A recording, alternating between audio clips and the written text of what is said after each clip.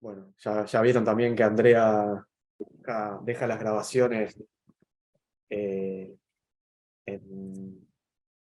creo que Andrea las sube en el Drive. Yo lo que voy a hacer es eh, generar un video y subirlo en un canal de YouTube.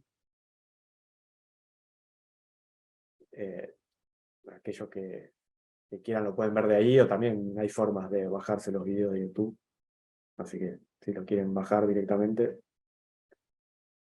hay algunas páginas que permiten bajar los videos.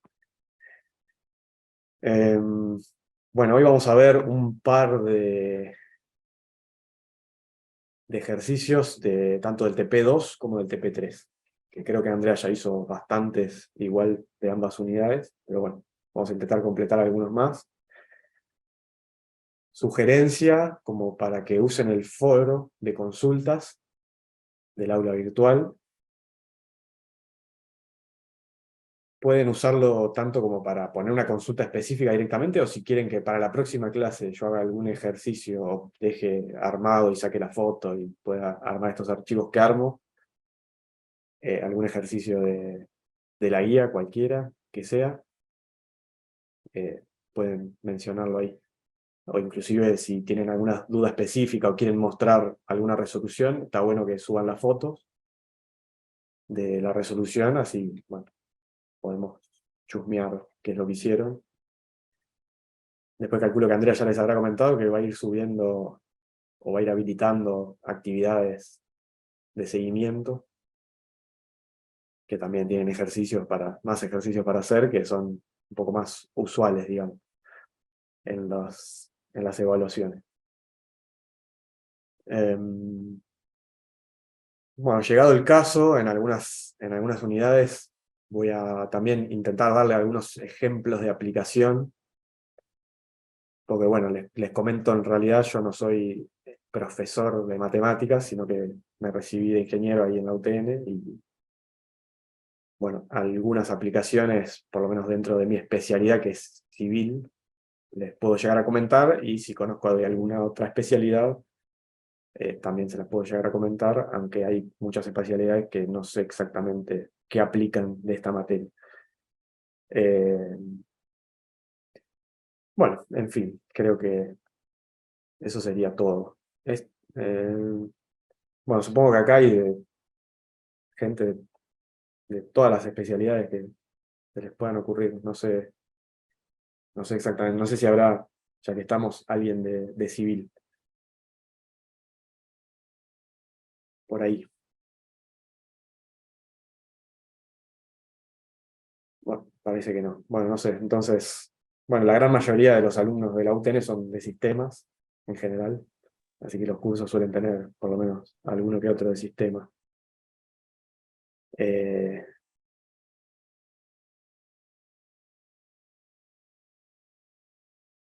bueno.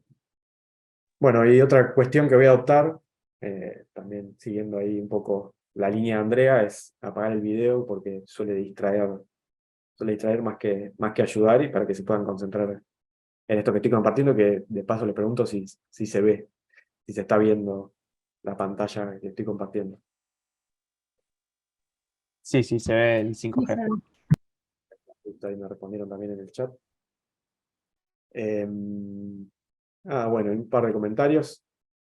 Andrea subió estos archivos al aula virtual. Uno es que les va a servir muchísimo y que de hecho se puede usar en tanto los parciales como los finales, que es esta tabla, que por otro lado la pueden comprar en el centro de estudiantes. De hecho, está escaneado de ese apunte del centro de estudiantes. Lo mismo con la guía. Pero aún así, digamos, están subidos los archivos PDF de los escaneos en el aula virtual. Bueno, si no tiene ninguna consulta, digamos, respecto a esto que dije, que bueno, fue más comentario que otra cosa, vamos a arrancar con algunos ejercicios en este caso, del TP2. Bueno, como les dije, este TP, digamos, ejercicios específicos de esto difícilmente se tomen, a lo que hay que prestarle un poco más de atención, tal vez de esta unidad, es justamente a el tema de curvas de nivel. Pero yo lo he visto tomar en la parte teórica, digamos, como definición. Eh, no he visto, no recuerdo, por lo menos de los últimos exámenes, no recuerdo que hayan tomado, digamos, graficar curvas de nivel. Es algo que lleva bastante tiempo, digamos, y no se suele tomar porque, bueno, el tiempo de examen es 2 horas. O sea, ya es bastante acotado de por sí. Así que bueno, vamos a empezar con un punto del ejercicio 5 del TP2, que es el punto G. Que bueno, acá nos dan un campo escalar, ¿no? Ya supongo que ya se introdujeron bastante en la parte de esta unidad que, digamos, define lo que es una función vectorial, un campo escalar y un campo vectorial, ¿no? Bueno, en este caso depende de 3 variables, este campo escalar, y obviamente arroja un único valor y por eso es un campo escalar. O sea, me arroja un escalar. Pero bueno, acá como para empezar a analizar un poco este tipo de funciones, este ejercicio pide, digamos, determinar y graficar el dominio D de cada una de estas funciones. En este caso, tenemos esta expresión de acá. Lo que hay que tener cuidado es, por un lado, las restricciones, que en este caso, al ser un cociente, van a estar dadas por el denominador en principio, y a su vez, en este caso, dentro del denominador, además por la raíz. Por un lado eso, y por el otro lado, a la hora de formalizar la escritura del conjunto dominio, tengan presente de que, bueno, en este caso se trata de una función o un campo escalar de 3 variables. O sea que los puntos, que son puntos x y z, puntos que pertenecen al dominio, van a obviamente estar en R3, ¿no? Así que bueno, en este caso es bastante simple el análisis de esto. Si analizamos directamente la raíz, uno podría suponer en principio que 1 menos i tiene que ser siempre mayor o igual a 0. Sin embargo, acá yo puse mayor estricto que 0 por el único motivo de que esta raíz está en el denominador, o sea que el denominador a su vez no tiene que ser 0. Entonces eso le agrega una restricción, lo que hace que, bueno, en este caso tenga que ser 1 menos i estrictamente mayor que 0. O, lo que es lo mismo, reescribiendo esto, i menor que 1. Si, digamos, esta inecuación la pensamos como una ecuación a la hora de graficar, uno la puede pensar como que es el plano i igual a 1, ¿no? Ya supongo que vieron algún que otro gráfico y ya desde álgebra vienen practicando gráficos en 3 dimensiones y bueno, entre ellos gráficos de planos, ¿no? Fíjense que acá el plano es un plano paralelo a el plano ZX o XZ, o sea, no corta ni al eje Z ni al eje X, corta al eje Y exactamente en 1.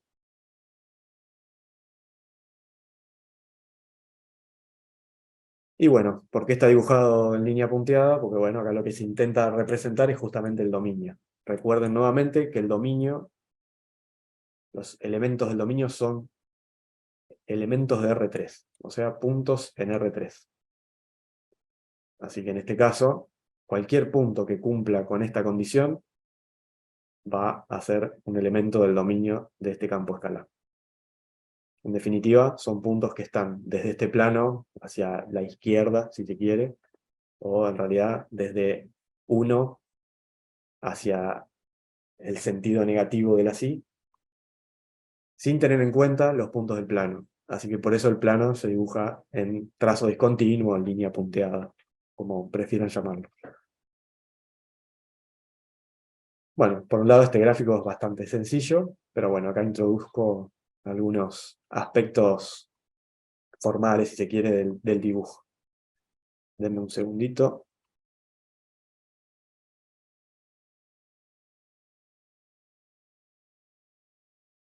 Ahí está entrando alguien más.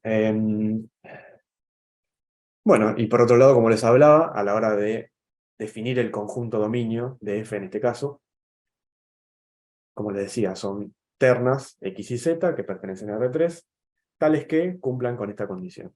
Simplemente, esa es una definición de conjuntos, ¿no? De conjunto de puntos. En este caso, puntos en R3.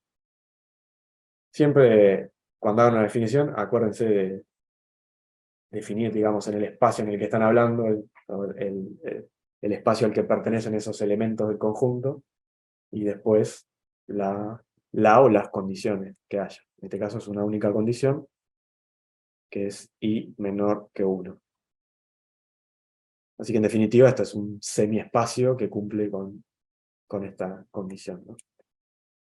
Bueno, no sé, esto creo que es bastante sencillo de ver, pero bueno, si tienen alguna duda, igualmente pregunten, frénenme y me preguntan.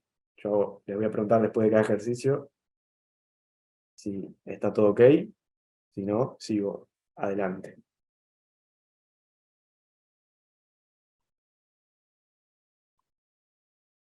Bueno, otro ejercicio es el 6A.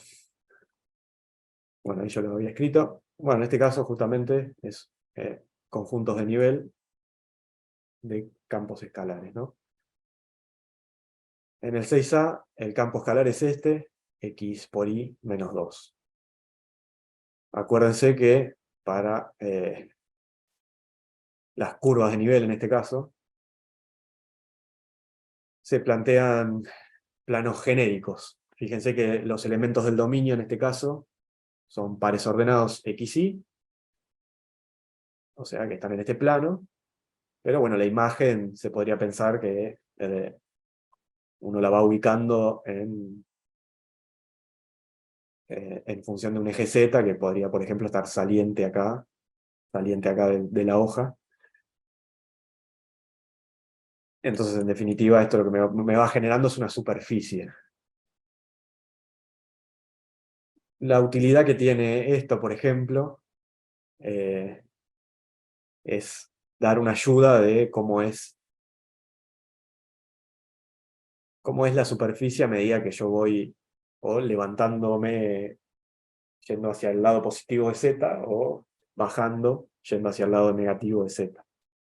Porque lo que voy haciendo en definitiva son planos genéricos, que a este valor de acá le doy arbitrariamente yo el valor que quiero, y son planos que van cortando la superficie en este caso, planos horizontales, ¿no? Sería como planos Z igual a K, gráficamente. Bueno, aquellos que... no hay nadie de civil, pero una utilidad que tiene esto es en las curvas de nivel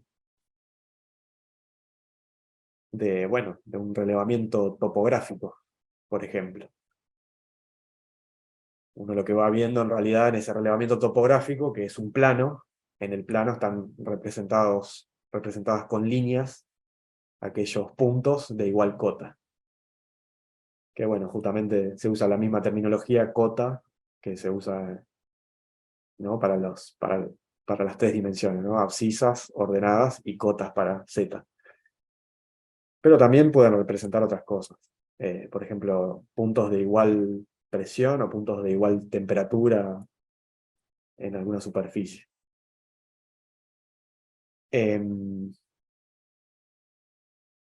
Mejor dicho, en el espacio, ¿no? Más que en una superficie.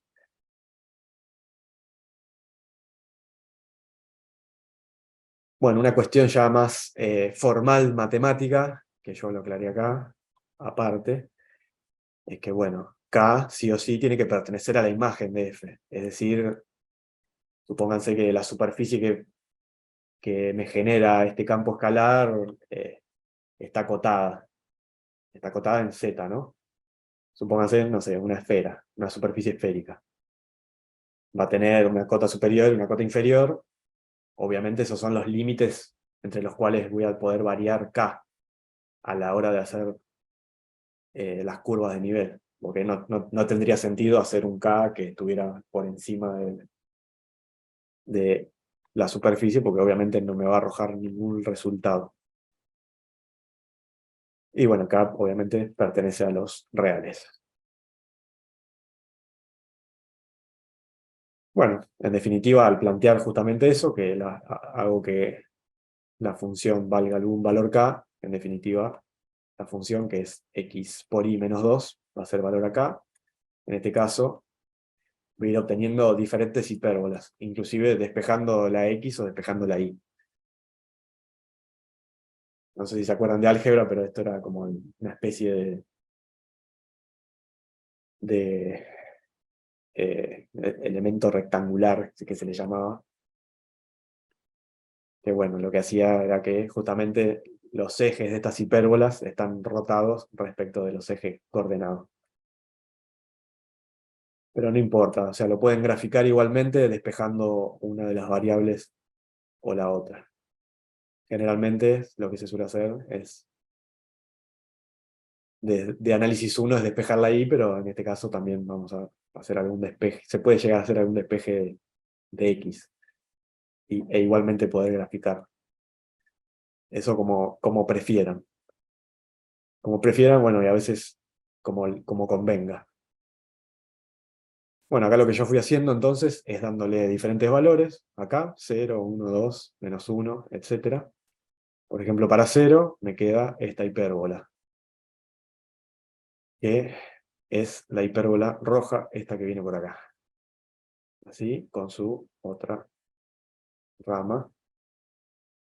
En realidad, la hipérbola en realidad son dos ramas, o sea, son hipérbolas. Y esta sería la curva de nivel para k igual a 0. Bueno, lo que fui haciendo es para ver qué es lo que iba sucediendo, para k igual a 1, fíjense que la hipérbola como que se aleja un poco más del origen, pero siguen siendo estos los ejes, ¿no? Y bueno, está una en el primer cuadrante y la otra rama obviamente en el tercer cuadrante. Y así a medida que voy agrandando K, voy obteniendo hipérbolas cada vez más lejos del origen. Y así si siguiera aumentando, voy a seguir obteniendo hipérbolas cada vez más alejadas del origen. Por otro lado, bueno, dije, vamos a probar con K-1, a ver qué sucede. Con K-1 también me queda una hipérbola en realidad en este caso, pero bueno, el problema es que me queda una hipérbola muy chiquitita, también cercana al origen. O sea que en realidad todavía estoy trabajando en estos dos cuadrantes. Ahora cuando llego a -2, fíjense qué pasa. En -2 nosotros teníamos esta ecuación, o sea que si despejo x por y, me queda x por y igual a 0. Al -2 se me cancela con este -2. Para que eso suceda, o y es igual a 0, o x es igual a 0. Es decir, son dos rectas que son los ejes coordenados. O sea, para cada -2 son estas dos directamente los dos ejes coordenados. Ahora si me paso de -2 para el otro lado, -3, me empiezan a quedar hipérbolas, pero en los otros cuadrantes. Fíjense que acá para cada -3 tengo este par de ramas de la hipérbola, ¿no? Bueno, si me siguiera yendo, lo que va a empezar a suceder de nuevo es que me voy a empezar a alejar cada vez más, pero en estos cuadrantes, en el segundo y cuarto cuadrante. Bueno, no sé si tienen alguna consulta acerca de esto. Esto, en la definición de curvas de nivel, aclárenlo siempre, y si de casualidad hay algún ejercicio de curvas de nivel, cosa que dudo, también aclárenlo, que K tiene que pertenecer a la imagen de f en este caso, el campo escalar que sea.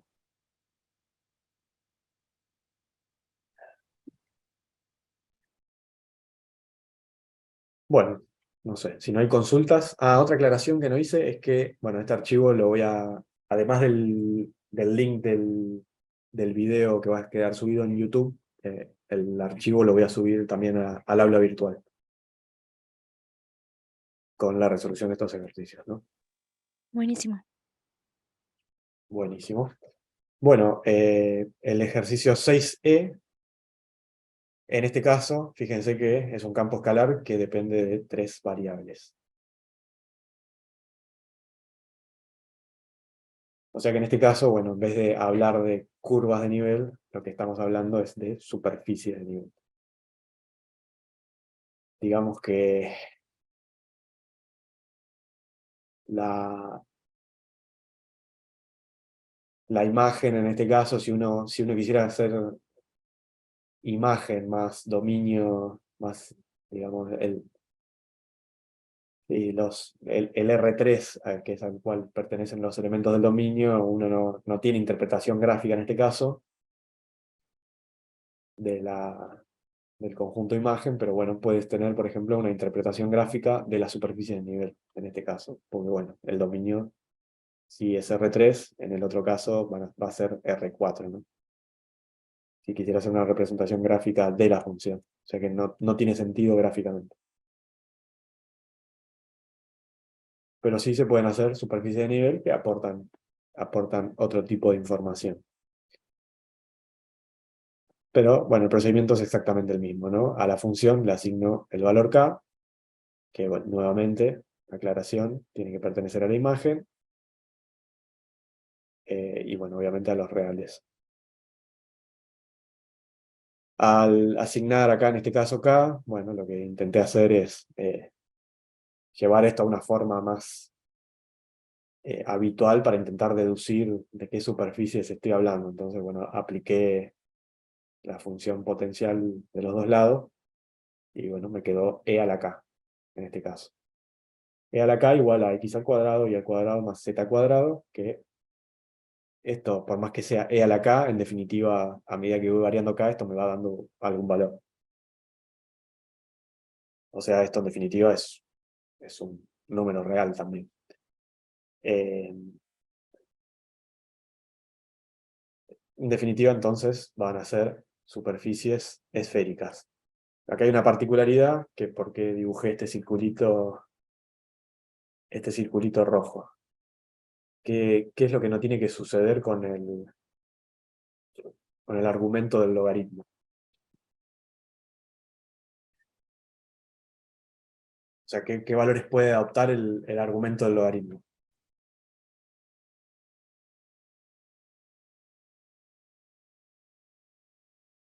O les cambio la pregunta. ¿Qué valores no puede adoptar el argumento de un logaritmo? No puede ser cero ni negativo. Exactamente. Perfecto. No puede ser cero ni negativo. Bueno, obviamente esto no va a ser nunca negativo, ¿no? Porque como están todos los términos elevados al cuadrado, este va a ser negativo, perdón, este va a ser positivo, este va a ser positivo y este va a ser positivo. Pero sí, si fuera el origen, o sea, todo cero, me daría cero. Entonces, bueno, acá hay que hacer esa pequeña salvedad de que obviamente el origen no, no forma parte de esta superficie de nivel, digamos.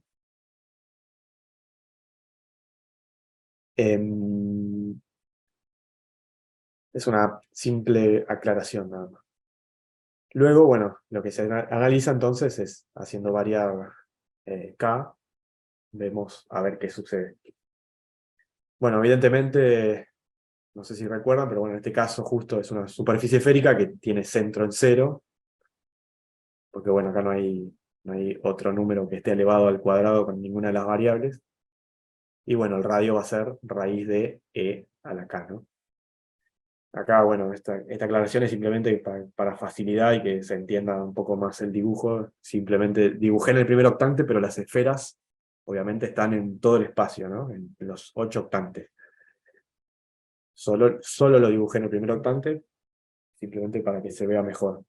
Y de hecho ustedes en los exámenes pueden hacer esta aclaración y dibujar convenientemente en el primer octante cuando sea necesario. Bueno, acá, si yo acá le asigno el valor 0, acá por ejemplo, voy a obtener una superficie esférica de radio 1, porque bueno, me queda raíz de 1 acá, que es esta superficie esférica que dibujé acá chiquita. Después, por ejemplo, dije, bueno, le voy a dar valor raíz de E.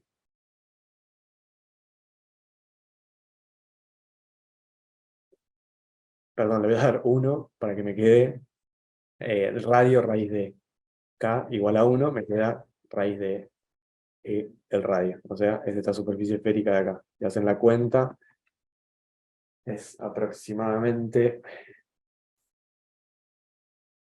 ¿dónde está? Acá. 1,648, bla, bla, bla. O sea, queda más o menos por ahí. Y después para K igual a 2, esto me queda E al cuadrado. Bueno, me cancela ahí la raíz con el cuadrado.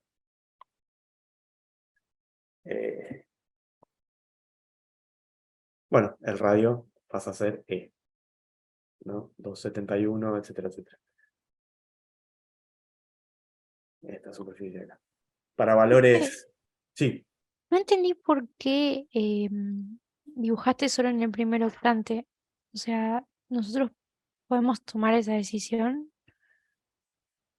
sí, para facilidad de dibujo, y si en el primer octante, o sea, ocurre el gráfico, se puede hacer. Ahora, si digamos, el gráfico no me pasa por el primer octante, no me serviría tomar esa decisión. Ok.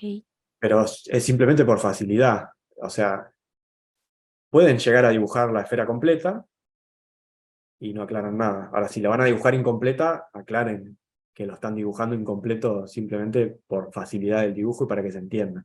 Pero que ustedes hagan saber a quien está leyendo lo que ustedes escribieron que en realidad son superficies esféricas completas y no solo en el primer octante. ¿Se Ah, bien, entiende? hay que anotarlo, que sabemos que es completa, pero por Exactamente. facilidad.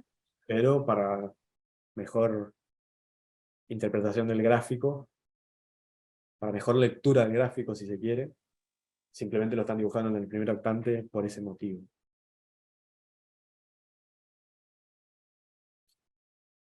¿Ok?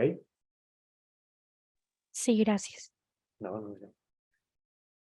Bueno, si acá tomáramos valores menores, o sea, valores negativos, obviamente las esferas me van a quedar cada vez más chiquitas, ¿no? Valores menores a 0, ¿no? Acá lo que hice es simplemente dibujar para 0, para 1 y para 2. K0, K1 y K2. Obviamente se van agrandando para valores negativos, las esferas son cada vez más chiquitas. No sé si eso lo ven. Sí. Buenísimo. Bueno, acá simplemente hice un par de ejercicios, uno de superficie de nivel y uno de curvas de nivel, como para que vean cómo es el procedimiento a seguir. Bueno, este es un ejercicio muy cortito, que es el 8, que bueno, acá lo que les pide simplemente para practicar un poco es que propongan un campo que tenga como dominio natural, bueno, puntos que cumplan con estas restricciones, ¿no? que va dando acá. Acá en el C, a pesar de que está escrito de esta forma, esto en realidad son dos restricciones, ¿no? Una es esta y otra es esta. Es decir, tienen como restricción que x más y tiene que ser mayor o igual a menos 1, y por el otro lado, x más y menor a 3. Bueno, como una de las restricciones es que x más y tiene que ser mayor o igual a menos 1, yo por ejemplo puse esta. ¿Qué pasa en este caso? Si x más y es la suma de x más y es igual a menos 1, esto me queda raíz de 0, que es perfectamente calculable, que es 0. Ahora, si esto es mayor a menos 1,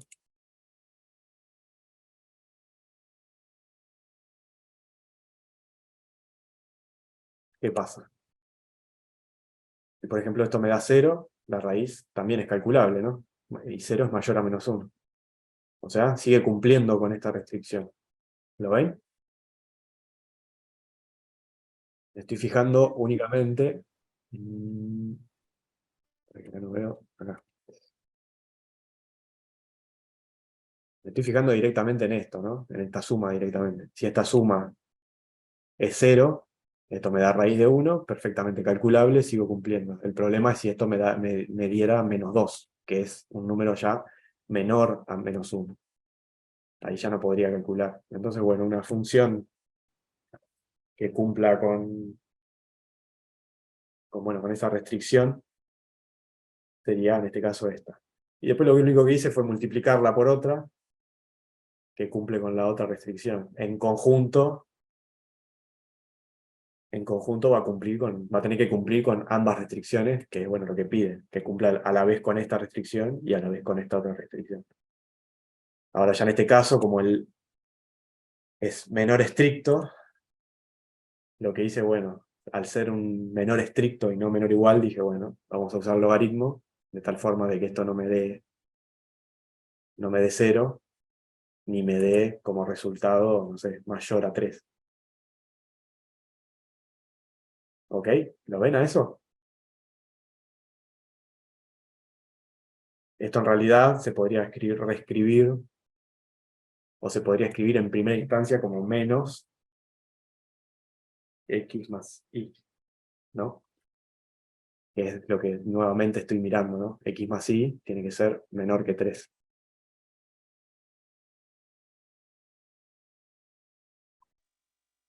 Profe, ¿cómo te diste cuenta que 3 menos x menos y tiene que ser mayor a 0?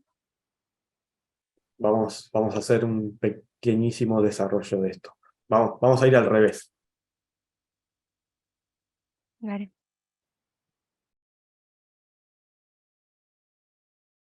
Acá, ¿qué condición tiene que cumplir esto? El argumento de este logaritmo. 3 menos x menos y. ¿Cómo tiene que ser? Sí o sí. Mayor a 0. Mayor a 0. Fíjense que si de acá paso estos dos que están negativos, Claro, cambia el sentido del mayor. no cambia el sentido Ah, mayor. no. Simplemente pasan positivos. Ah, ahora pues no está multiplicando. Exacto. Entonces, bueno, esta es la restricción que me dieron originalmente, ¿no? Sí. Entonces, Ah, ok, bien. cuando hay un mayor estricto o un menor estricto, alguna cosa así, lo que pueden fijarse es adoptar, por ejemplo, en este caso, el logaritmo, que lo que me plantea justamente es que esto tiene que ser estrictamente mayor. En este caso, esto tiene que ser mayor o igual a 0. Entonces, para este caso me servía para esta otra condición. Como tiene un igual ahí. Perfecto. Después, en definitiva, lo que hice fue pasar esto para el otro lado y decir que, bueno, 3 menos x menos y tiene que ser mayor a 0. Bueno, pues ya cumple con lo que tiene que cumplir un argumento de un logaritmo. Bien. Que bueno, después otra forma, una vez que lo escriben, es chequear, decir, bueno, voy a proponer un punto que cumpla con esta condición. No sé, x más y que valga 2, por decir algo. Entonces 3 menos 2, que por eso había reescrito, yo esto lo había reescrito así, como menos x más y. Ay. X más y, si digo que vale 2, 3 menos 2 es 1, es positivo, o sea, puedo calcular el logaritmo.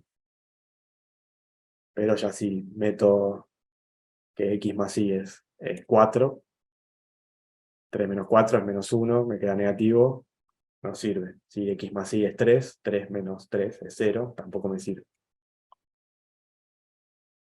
¿Ok? Esto es simplemente para que hagan el camino inverso y nada. Y a su vez se empiecen a acordar un poco de las restricciones de estas funciones, las restricciones que tienen estas funciones.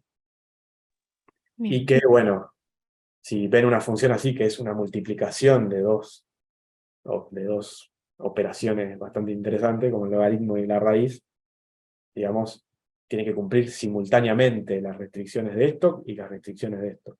Lo mismo que pasaba en el primer ejercicio, que tenía una raíz en el denominador.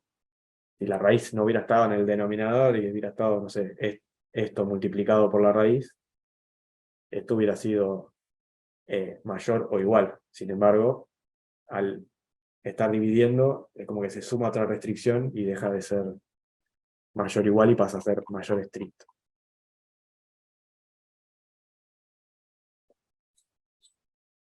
¿Ok? Sí. Buenísimo. Bueno, vamos a hacer alguno más, creo, sí. Algún grafiquito. El 9. Claro, bueno, acá dibujar estos conjuntos de puntos y, bueno, y ver si tienen algún nombre en particular. Esto lo pueden asociar después a, por ejemplo, una función, un campo escalar, dos variables más el gráfico, ¿no?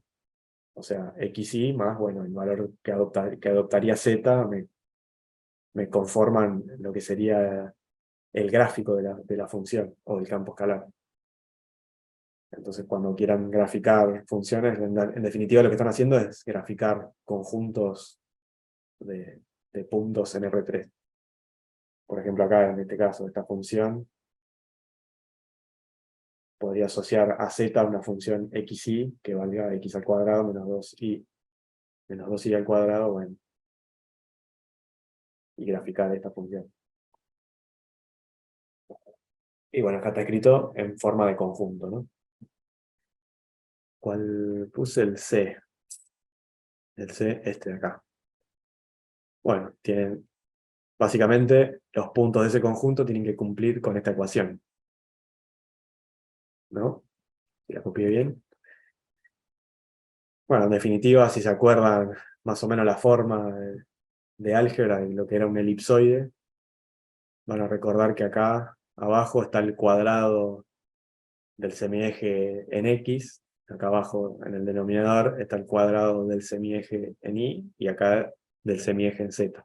Y nuevamente, como acá no hay ningún otro numerito que esté elevado al cuadrado, con esto me refiero a algo así, sí, x menos 3 al cuadrado, como no aparece nada por el estilo, el centro de este elipsoide es el 0, 0, 0. O sea, en realidad no se le está restando nada, se le está restando 0. O sea, es el 0, 0, 0. Y bueno, como les dije, acá están los semiejes al cuadrado. Esto, recuerden que para llegar a esta forma, esto había que igualarlo a 1, de alguna forma, con completación de cuadrados, etcétera, lo que sea necesario. Pero había que llegar a un 1 acá. Así que bueno, en definitiva, tengo acá este elipsoide, acá lo dibujé en función de las trazas, porque creo que el ejercicio pide eso, o lo agregué yo nada más. No, lo agregué yo para aclarar un poco. Pero creo que hay algún ejercicio que lo pide. Las trazas se refiere a las intersecciones de la superficie con los planos coordenados. Entonces, por ejemplo, con el plano XY, el plano, digamos, del piso acá, en este dibujo, tengo esta traza. Fíjense que es una elipse, que bueno, va a tener como semieje mayor, en este caso, eh, en el eje X, semieje 2, y semieje menor, en el eje Y, va a ser 1, ¿no? Acá es como si estuviera dividido por 1. Que bueno, es el primero que hice acá, ¿no? La intersección con el plano XY, o lo que es lo mismo el plano Z igual a 0. Que bueno, a la hora de resolverlo algebraicamente es mejor pensarlo de esta forma, como z igual a 0, de tal forma de agarrar esta ecuación, asignarle a z igual a 0, por eso es que acá desapareció, y bueno, lo que queda acá es la ecuación de una elipse, ¿no? Obviamente centro en 0, 0 y los mismos semiejes que ya habíamos visto. Análisis análogo para la intersección con el plano x igual a 0 y con el plano y igual a 0. Y lo que dibujé acá, como para que se den una idea del elipsoide, son justamente esas trazas, ¿no?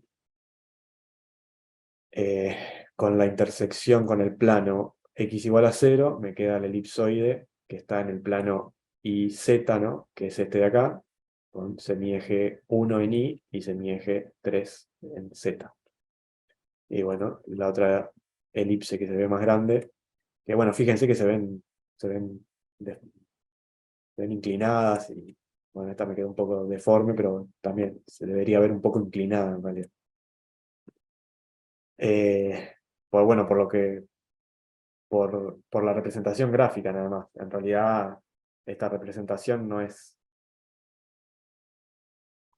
real, por decirlo de alguna forma, porque obviamente si uno está mirando de frente a algo, no ve un eje que sale así.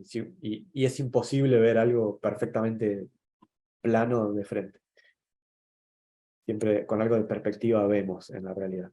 Así que obviamente peor si suponemos que esto queda plano y encima a 90 y esto sale inclinado. En realidad si esto lo vemos hacia 90, veríamos este eje nos pincharía la cara directamente. Saldría a 90 del papel. Entonces bueno, esta perspectiva deforma bastante. Una forma que hay que bueno, no sé cuántos de ustedes en sus carreras tendrán sistemas de representación, pero escuché hoy que en la carrera de sistemas, por ejemplo, ya no tienen más sistemas de representación, pero bueno, un consejo para que esto se vea mejor es que acá tomaron 1 centímetro para medir tanto las ordenadas como las cotas, para medir las abscisas, que es este eje que sale en diagonal, tomen 0,7. Y ahí se va a ver un poco más lindo el dibujo y no tan deformado. No tan deformado por la perspectiva, digamos. Nada, un consejo para que el dibujo sea más lindo. Nada más. Bueno, no sé si en este ejercicio también hay alguna duda, alguna consulta adicional. No. Ok. Bueno, obviamente todas las trazas son elipses, ¿no? En este caso. Puede ocurrir que esta sea un elipsoide de revolución y alguna de las trazas sea una circunferencia, pero bueno, en este caso son todas elipses. En el 9D nos dan esto, ¿no? En realidad nos lo dan como conjunto, obviamente, pero tiene que cumplir esta condición. O sea, z tiene que ser igual al módulo de x. Bueno, en este caso son dos semiplanos, ¿no? Es como que al no aparecer la y es variable, o sea, puede valer cualquier cosa. Lo único que me representa alguna condición es esto. Y obviamente si hago la intersección con el plano y igual a 0, z igual al módulo de x, son dos semirrectas, ¿no? Que nacen en el origen. Este de acá y este de acá, bueno, obviamente a 45 porque, bueno, x tiene que ser igual a y menos, perdón, x tiene que ser igual a z y menos x también tiene que ser igual a z. Y bueno, como la y es libre, por eso es que se me forman en realidad dos semiplanos. Es como si fuera el techito de una casa, pero invertido, ¿no? Apoyado bien el vértice o los puntos de vértices del techo bien sobre el eje Y. Así que bueno, la intersección con el plano z igual a 0, ¿qué me da la intersección con el plano z igual a 0? ¿Y qué me da la intersección con el plano x igual a 0.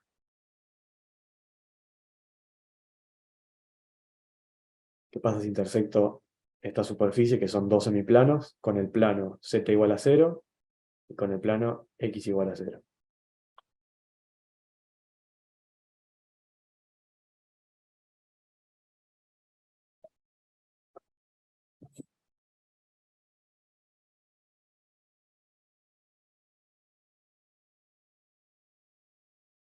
¿Sí? ¿Alguien que se le ocurra?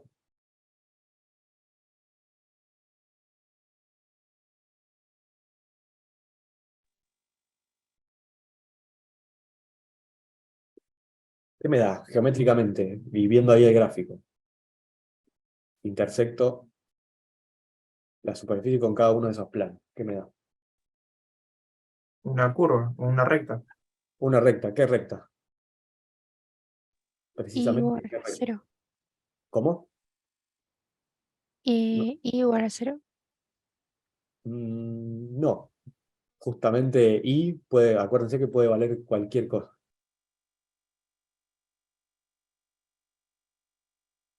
Justamente lo que me queda 0, en cualquiera de los dos casos, en cualquiera de las dos intersecciones, son tanto la X como la Z, ¿no? Son puntos de esta forma. Ceros, perdón, la Z, la X y la Z, y bueno, y la Y es libre. Son puntos de esta forma. O sea, son todos los puntos del eje Y. ¿Lo ven a eso? Sí. Cualquiera de los dos casos, ¿no? Traten de imaginárselo, es este plano intersectado con este techito. O sea, el techito está apoyado en este plano y toca en el eje Y nada más. Y a su vez, el otro plano, digamos, el que estaba vertical acá de frente, el plano YZ, que sería el X igual a 0, es como que corta el techito bien por el medio y obviamente también cortan este eje, ¿no? ¿Lo ven a eso? Sí. Genial. O sea, en realidad la intersección me está dando una recta o todos los puntos que cumplen con este formato, digamos. La Y libre y X0 y Z0. Bueno, no,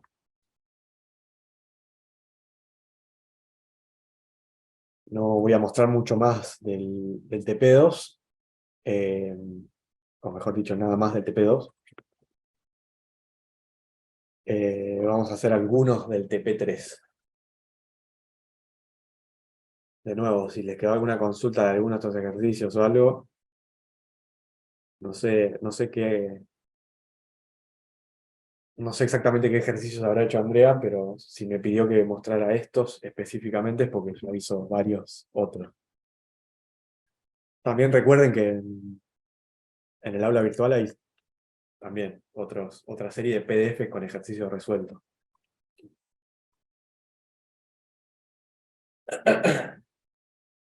Bueno, pasando ya a ejercicios del TP3,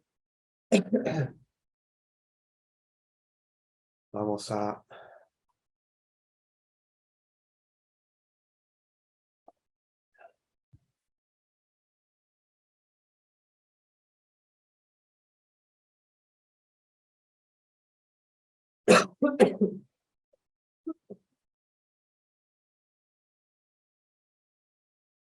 Vamos a ver alguno de estos del 4.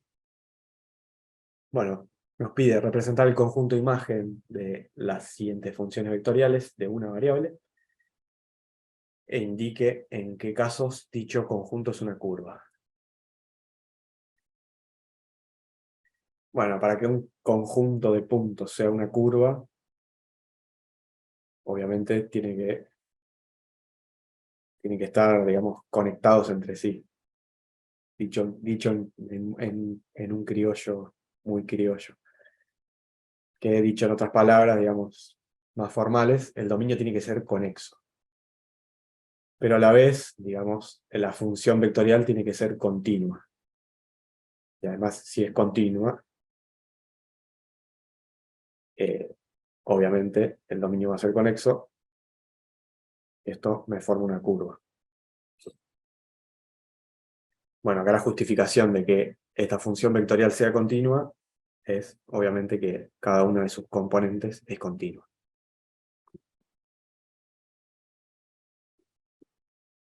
Bueno, acá el dominio que nos dan, este es el C. El dominio que nos dan es de 0 a pi. Fue lo que escribí acá, el dominio de G de 0 a pi. Acá lo único que hice fue hacer una tablita de valores simplemente para ver cuánto vale X e Y. Eso lo pueden hacer al principio, como para darse cuenta de qué curva se está hablando, aproximadamente. El tema es que, bueno, me quedó un punto por acá, un puntito por acá, otro por acá, otro por acá y otro por acá. Más o menos capaz que uno se imagina que es un pedazo de circunferencia, pero si no, otra artimaña que se puede hacer cuando aparecen cosenos y senos es elevarlos al cuadrado. Entonces agarré y elevé hasta el cuadrado, este al cuadrado, lo sumé, y como es seno al cuadrado más coseno al cuadrado, ustedes ya saben que por la identidad trigonométrica eso es igual a 1. Entonces es x al cuadrado más y al cuadrado igual a 1. Esto no es otra cosa que una circunferencia de radio 1 en este caso y centro en el 0, 0 también, ¿no?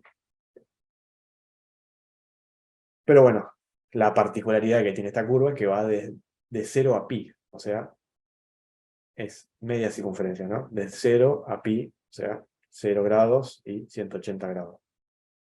Y bueno, como los extremos estos están incluidos, este punto está incluido y este punto también está incluido.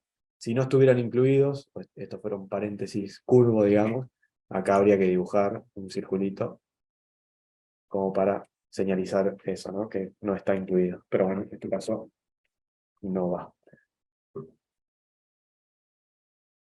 Así que acuérdense de esto, ¿no? El dominio tiene que ser conexo y bueno, y a su vez la función tiene que ser continua, ¿no? De esa forma se define una curva a través de, bueno, de una función vectorial. ¿Ok?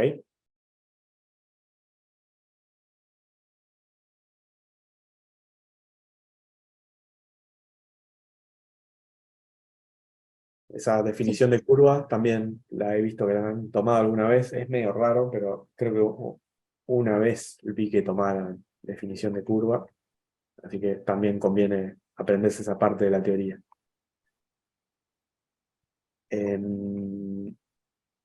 Bueno, lo que tiene mucho esta unidad, obviamente, son límites, ¿no? Esa parte de curva tiene que ver un poco con la parte de continuidad. Y acá, bueno, el tema de los límites también es muy raro que tomen un límite, o sea, cálculo de un límite, sino que cuando hagan el análisis de un campo escalar, van a tener que calcular algún límite y, digamos, ahí está incluido el límite a la hora de analizar si, por ejemplo, la función es continua en algún punto. O sea, es como que el límite va de la mano el 95% de las veces, o no sé, el 99% de las veces va de la mano de continuidad. Pero, obviamente, hay cálculo de límite en continuidad, entonces acá les hacen practicar bastantes límites. Así que bueno, acá yo agarré uno de estos, el F, este de acá, que bueno, acá simplemente hay que analizar la existencia o no del límite que plantea. Recuerden que en forma general, yo necesito, para un límite necesito conocer si existe o no existe. Y cuando hablamos así de límites de campos escalares, yo necesito saber si existe el límite simultáneo, ¿no? Y para probar que no existe, es más fácil, tal vez, que probar que no existe. Tal vez digo, porque en algún caso, capaz que hay que buscar un poquito la vuelta. Pero para probar que no existe, me sirve con demostrar que hay dos caminos particulares que son diferentes. Sin embargo, para probar que existe, yo tengo que demostrarlo, digamos, en la generalidad.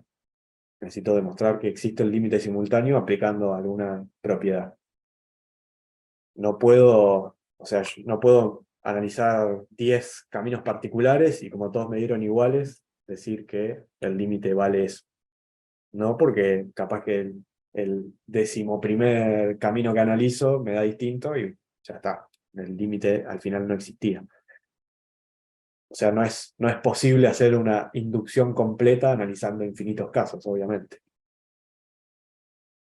Entonces, simplemente a la hora de hacer caminos, lo que vamos a intentar es demostrar que no existe, y no que existe.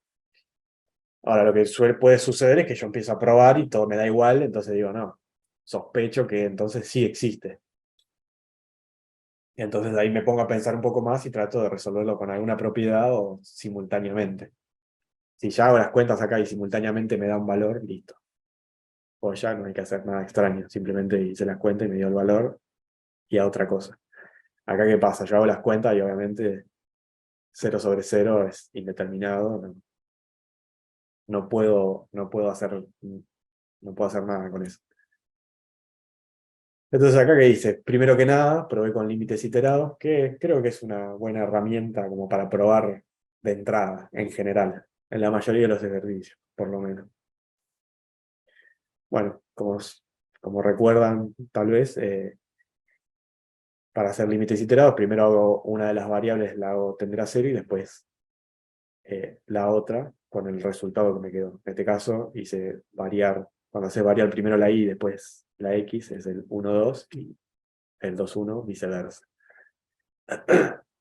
Acá hice variar, no, perdón, tender, hice tender la y a 0 y me queda, bueno, módulo de x sobre raíz cuadrada de x al cuadrado. Recuerden que cuando hago la raíz cuadrada de algo que está al cuadrado, no es que se me cancela, sino que me queda el módulo. Y bueno, módulo sobre módulo, obviamente es 1. Si hacen el iterado en el otro sentido, va a suceder exactamente lo mismo, 1. Es decir, me dieron los dos iguales, no puedo decir nada. Como le dije recién, si me empiezo a hacer límites por distintos caminos, me dan todos iguales, no puedo decir nada. Hasta que no me aparezca uno que sea distinto, no puedo decir que no existe. Y si me aparecen todos iguales, tampoco puedo decir que existe y que vale eso. Eso grábenselo de hoy para siempre. Entonces, bueno, ¿qué hice? Pruebo con un camino que es una serie de rectas de este formato, igual a mx, que obviamente al no tener término independiente, pasan por el origen, ¿no? Pasan por 0, 0. Ojo con esto, porque a veces puede ser que el límite no tienda al origen y tienda a otro punto, y si usan siempre este camino, como por default, ojo que esta recta pasa por 0, 0, pero no pasa por cualquier otro punto en general. Es un haz de rectas que pasa siempre por 0, 0. Si necesitan pasar por otro punto, piensen en una recta que pase por ese punto y bueno, y que rote alrededor de ese punto. Un haz de rectas que pase siempre por ese punto. Por el punto al que estoy haciendo tender el límite. Eso, una aclaración para que no lo hagan siempre por default. En general, también, la mayoría de los ejercicios, siempre el problema, el quilombo está en 0, 0, en el origen. Pero no siempre es así. Así que cuidado con ese detalle. Pero bueno, en este caso sí, pasa por el 0, 0. Adopté, bueno, esta serie de caminos que yo podría, por ejemplo, también haber adoptado, no sé, y igual a 2x. Es un camino particular. Acá, para hacerlo más genérico, dije, bueno, adopto directamente todas las rectas que pasan por el origen, teniendo en cuenta, bueno, la pendiente está m. Bueno, sustituyo acá en el límite, a donde aparece y por mx, y empiezo a hacer, bueno, la operatoria.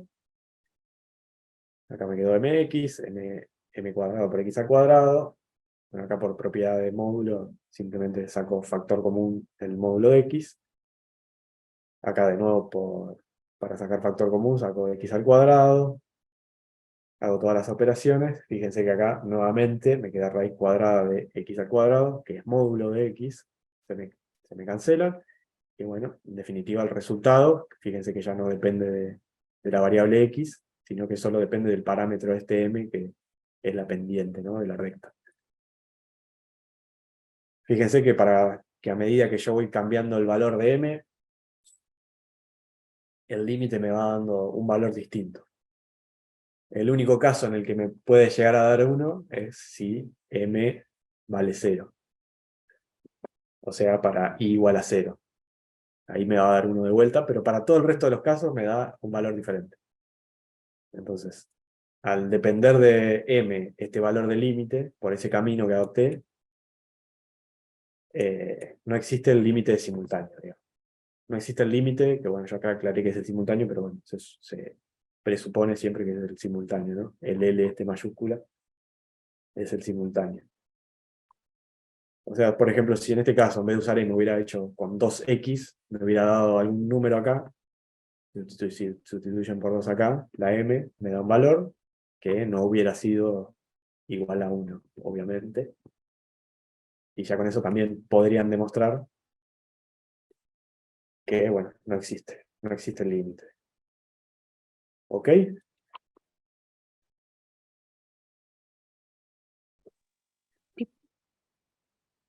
Bien.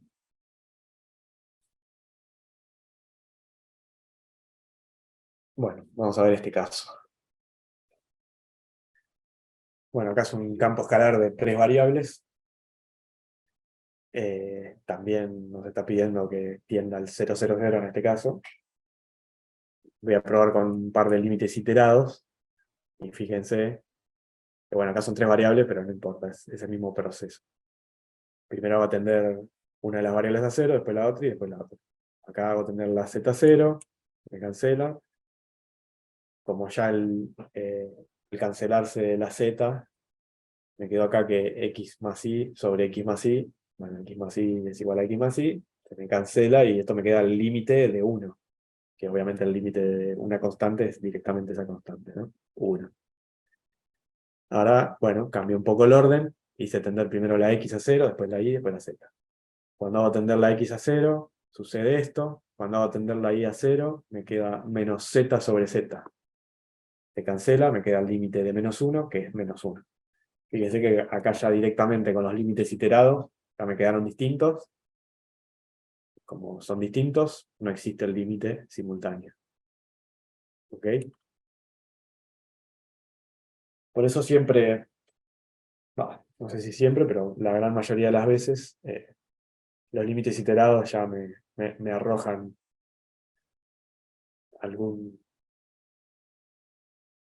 alguna información bastante rápida.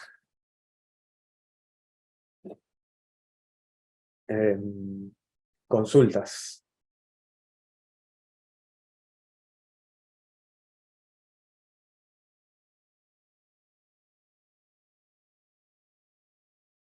¿Ninguna por ahora? Paso a otro entonces. 10G. Vamos a ver qué pedía el 10.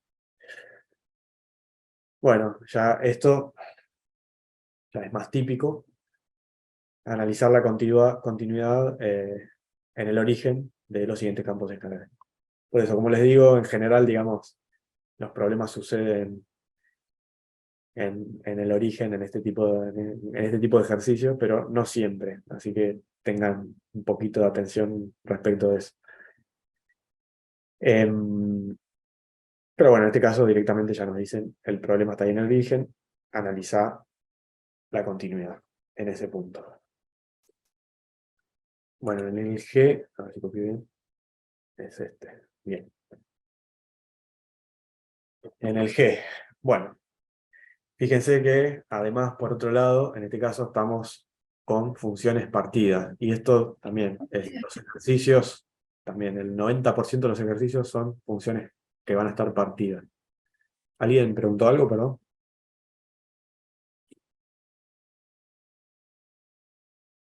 Ok. Bueno, obviamente f de 0, 0 es igual a 0 por definición, ¿no? El 0, 0, o sea, el 0, 0, el punto 0, 0, el origen, cumple con esta condición, por lo tanto, la función, por definición, vale 0. Pero bueno, tengo que analizar el límite de las dos ramas o de las dos partes de la función, si se quiere. Obviamente el límite de 0 es 0, tienda lo que tienda. Y lo que analizo luego, que es lo más complicado, es esta otra rama de la función. Y bueno, obviamente, para seguir con esta línea de arrancar por límites iterados, arranqué por límites iterados, hice tender primero la i a 0, al hacer tender la i a 0, esto me da 0, porque me queda 0 sobre x, que es 0, y bueno, obviamente el límite de 0 es 0, y bueno, haciéndolo en el otro recorrido, me queda i al cuadrado sobre i, hice tender primero la x a 0, pero bueno, cuando acá puedo cancelar una i con el cuadrado, me queda el límite de i con i tendiendo a 0, que también es 0. Es decir, no definí nada, me dieron los dos límites iguales. Por los dos caminos me dieron igual. Entonces, bueno, en este caso, uno de los artilugios que se puede hacer cuando tengo acá en el numerador o el denominador alguna de las variables que no está elevada a nada, es igualarlos. Para, de esa forma, encontrar algún camino que, bueno, me sirva para que esto me dé 1. Ese es un artilugio que suele servir bastante. Entonces, bueno, lo que hice justamente es eso, y despejé acá, por ejemplo, la x, ¿no? Entonces me quedó la x en función solo de y, la sustituí. Otro detalle importante, obviamente, fíjense que este camino también pasa por el origen, ¿no? Esto es una curva, es una cuadrática que pasa por el origen. Porque si acá pongo 0 y en la y pongo 0, me queda 0 igual a 0, cosa que me verifica que el punto 0, 0 pasa por esta curva. Acuérdense que los caminos que yo adopte para pasar por el punto en cuestión pueden ser cualquier curva, la que se les ocurra, cuadrática, cúbica, lo que sea. No solo tienen por qué ser rectas.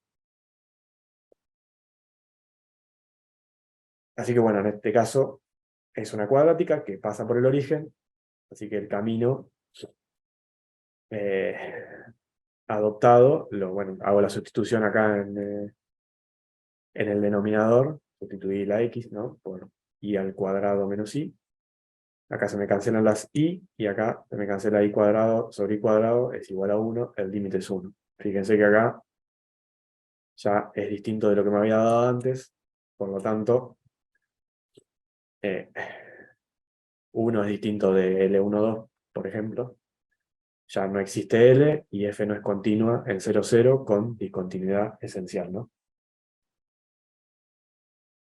Es decir, esencial quiere decir que no hay forma de evitarla.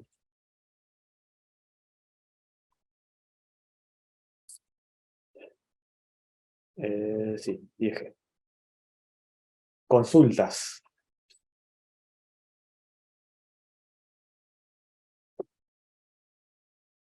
Consultas respecto a esto.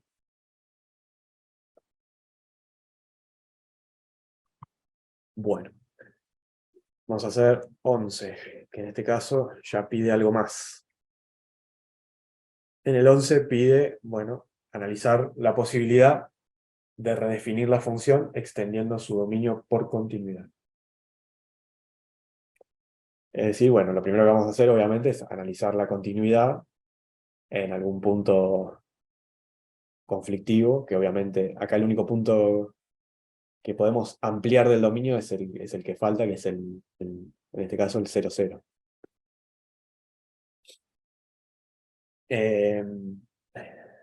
Entonces, bueno, vamos a analizar la continuidad en este caso de un campo vectorial. Acuérdense que para que esto se pueda extender, yo voy a tener que poder redefinir tanto esta función como esta función, ¿no? Para extender el dominio debe existir el límite, obviamente, del campo vectorial, que es lo mismo que decir que tiene que existir simultáneamente el límite de este campo escalar que compone a ese campo vectorial y este otro. Acá lo llamé F1 y F2. Y bueno, y a su vez esos límites yo los llamé a uno A y al otro B. acá arranqué con el A, ¿no? Y obviamente arranqué por límites iterados. Bueno, arranqué a hacer el límite, en este caso, hice tender la I a 0, me queda x al cuadrado sobre x al cuadrado, este límite vale 1. Después cuando hice tender primero la x a 0, me quedó 0 sobre y al cuadrado, que obviamente es 0. Fíjense que acá ya de entrada no existe directamente el límite simultáneo. ¿Por qué? Porque no existe este límite y habíamos dicho que para que exista el límite del campo vectorial tiene que existir el límite de cada una de sus componentes. Ya si no existe este, no haría falta analizar este, pero bueno, para practicar un poco límites, y además porque me pareció interesante analizar un poco esta función, agarré e hice el límite de la F2, digamos, el límite B. Cuando planteo acá el límite B, fíjense que yo acá usé una propiedad. Y al usar una propiedad, yo puedo demostrar en general cuánto vale el límite directamente. Cuando multiplico una función que es un infinitésimo por una función que es acotada, infinitésimo por acotado es 0. Eso es una propiedad, grábensela también, porque hay muchos casos que sucede esto. Este es un infinitésimo, obviamente, porque esto tiende a 0, y esto es acotado porque está acotado entre algo superior y algo inferior. Pero bueno, como ya había dicho, como no existía el límite A, no existe el límite total del campo vectorial. Entonces, al no existir el límite, ahí presenta una discontinuidad esencial. Entonces no se puede ampliar el dominio. Y bueno, para aquellos que se preguntan, o se preguntaron cuando yo dije que esta función era acotada, ¿por qué es acotada? Bueno, acá está. Acá está la demostración de por qué es acotada. Porque bueno, una función acotada mucho más sencilla, o alguna función acotada más sencilla, puede ser el seno o el coseno, ¿no? Si tiene un infinitésimo multiplicado por un seno o por un coseno, que el seno y coseno ya saben que son acotadas de entrada, también pueden aplicar esta propiedad. Pero bueno, para esta expresión de acá puede no resultar tan simple de ver a primera vista. Pero bueno, acá está la demostración. Es obvio, me creen que i al cuadrado siempre es mayor o igual que 0. ¿Estamos de acuerdo en eso?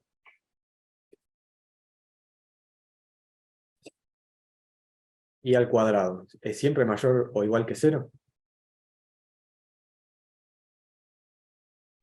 Sí, Sí, porque si vale 0, es igual a 0. Y si vale cualquier otra cosa, es mayor que 0 porque lo estoy elevando al cuadrado. O sea, es positivo siempre. Y si a i al cuadrado le sumo x al cuadrado, ¿es siempre mayor o igual que i al cuadrado? sí, también.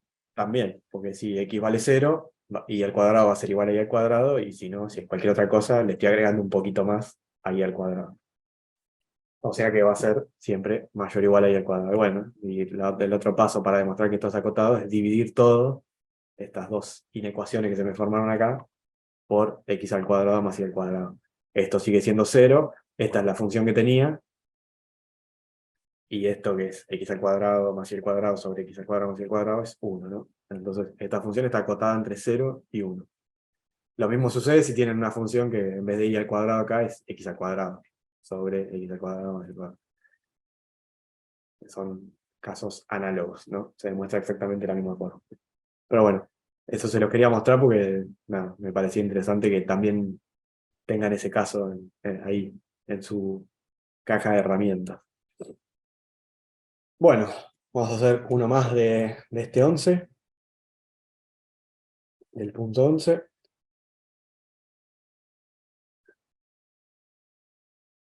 Bueno, nos dan esta función, así que bien, el b, sí.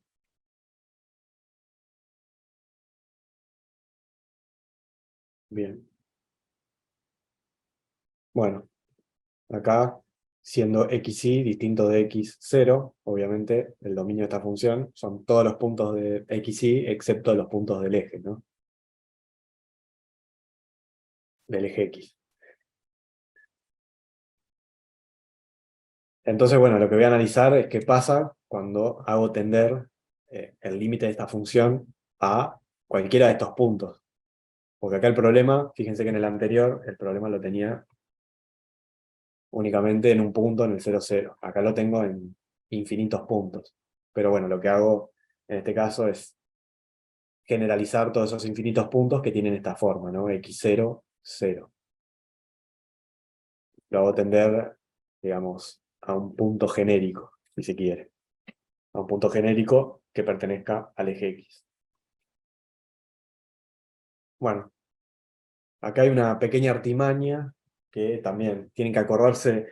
Hay como tres propiedades que tienen que acordarse siempre, que una es infinitésimo por acotado, que es la que vimos recién. Otra es esta, que es bueno, el límite trigonométrico fundamental, se le dice, que cuando el seno de algo sobre algo, esto tiende a cero, digamos, ¿no? El argumento del seno y el denominador tienden a cero, bueno, ese seno de ese algo sobre ese algo, en su totalidad tiende a 1. Eso grábenselo siempre. Y después, bueno, el límite que tiende a E, ¿no? 1 más 1 sobre algo, y todo eso elevado a ese mismo algo. Si ese algo tiende a 0, en realidad todo en su conjunto tiende a E. Esa es más rara que aparezca, pero bueno, por las dudas, ténganla en mente también. Entonces, bueno, teniendo en cuenta eso, yo acá lo que hice fue multiplicar por X, y, por X sobre X, por X el numerador y por X el denominador, de tal forma de que me quede este límite fundamental, digamos, ¿no? Que bueno, tiende a 1, entonces, bueno, me quedo simplemente con el X al cuadrado, como X tiende a X0, acá me quedo X0 al cuadrado. O sea que, si yo hago tender el límite a cualquier punto del eje X, el valor de ese límite va a ser la abscisa al cuadrado. O sea, si le hago tender a el punto 3, 0, el límite va a valer 3 al cuadrado, 9, y así sucesivamente. Pero bueno, como el límite existe, entonces puedo redefinir esa función. ¿Y cómo la redefino? Y en función del valor que me dio ese límite. En este caso, como me quedó la X, como me quedó la abscisa al cuadrado, lo que voy a hacer es redefinir esa función con X al cuadrado. Entonces yo tenía, por un lado, que vale esto cuando cuando Y es distinto de 0, que en definitiva acá es lo que está planteando esta desigualdad entre estos dos pares ordenados. X tiene que ser distinto de 0. Y bueno, X al cuadrado cuando Y vale 0. Es decir, cuando estoy en un punto que pertenezca a este eje, al eje X. Cuando pertenece a la recta Y igual a 0. Entonces, redefiní la función de esa forma. ¿Ok? O sea, no era una discontinuidad esencial, digamos. Era una discontinuidad evitable. La evité redefiniendo la función. Consultas, dudas.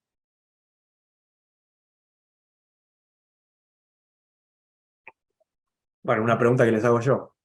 ¿Por qué X al cuadrado? ¿Por qué igual a esto? ¿Por qué esto tiene que ser igual a esto?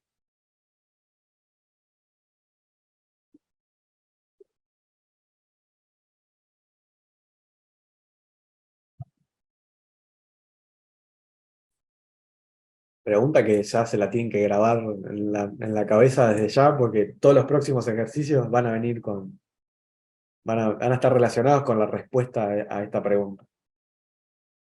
Porque si el límite y el valor de la función es el mismo, la función es continua en el fondo. Exactamente. Porque si el límite vale esto, y cuando yo le doy,